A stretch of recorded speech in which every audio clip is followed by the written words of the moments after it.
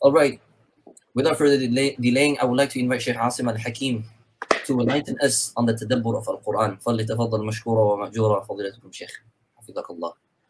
جزاكم الله خيرا. بسم الله الرحمن الرحيم. الحمد لله رب العالمين، وأصلي وأسلم على المبعوث رحمة للعالمين نبينا محمد وعلى آله وصحبه أجمعين. أما بعد، السلام عليكم ورحمة الله وبركاته. The Ummah of Islam is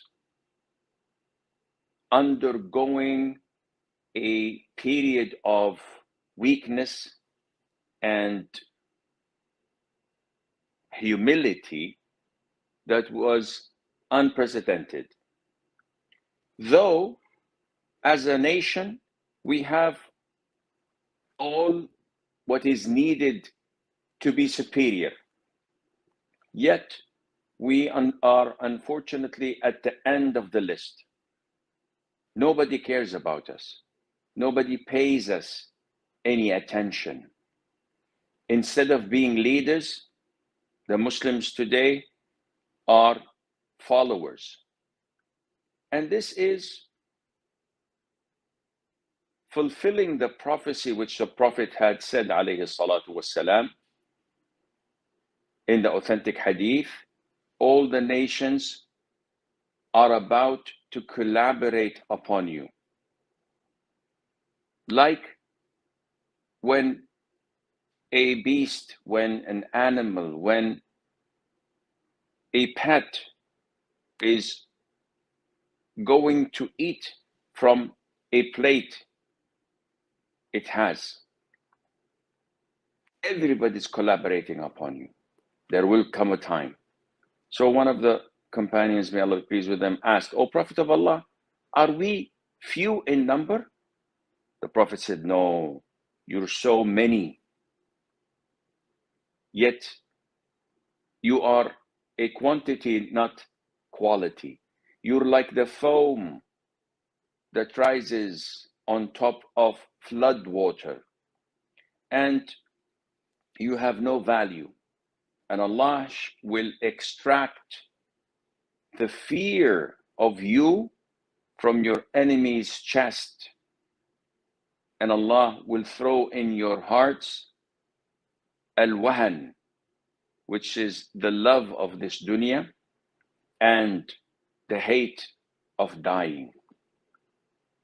This hadith fits us as a glove, and scholars tried to analyze the reasons behind our ummah's coming at the end, the deterioration of things. Why is this happening? And some of them attributed it to economical reasons.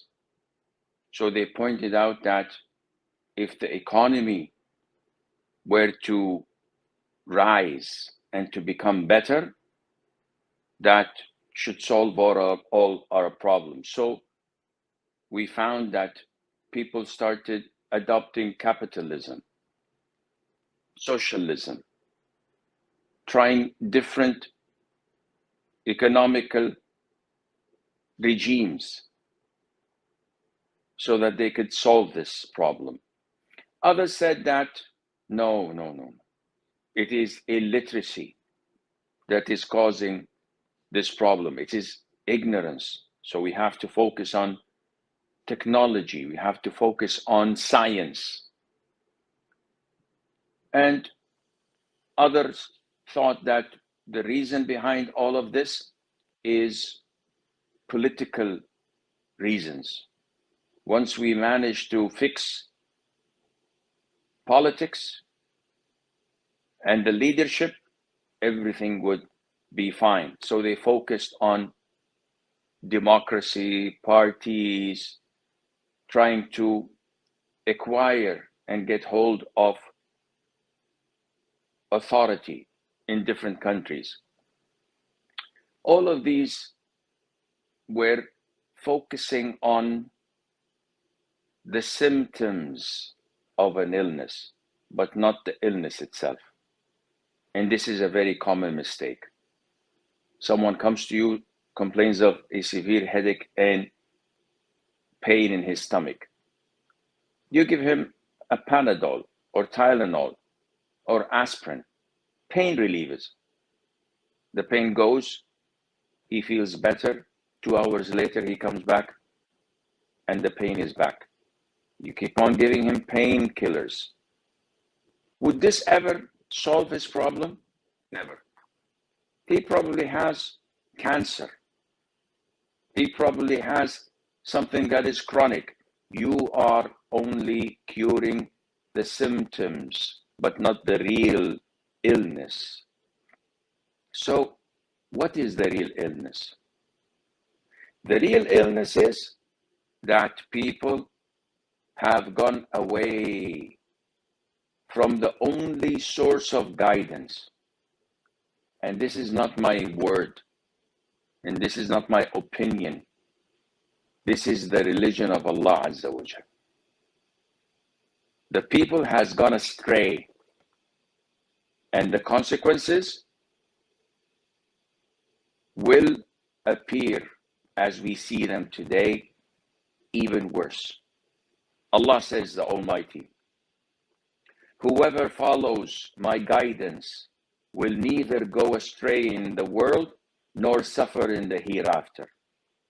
And whoever turns away from my remembrance, indeed, he will have a depressed, that is, difficult life, and we will gather, that is, raise him on the day of resurrection blind. A depressed and difficult life for all those who turn away from Allah's remembrance, from Allah's religion. But if you follow His guidance, you'll never go astray nor suffer in the hereafter. This is Allah's promise. So, the honor, the dignity, and the pride of this ummah relies on how close this ummah is to the Quran.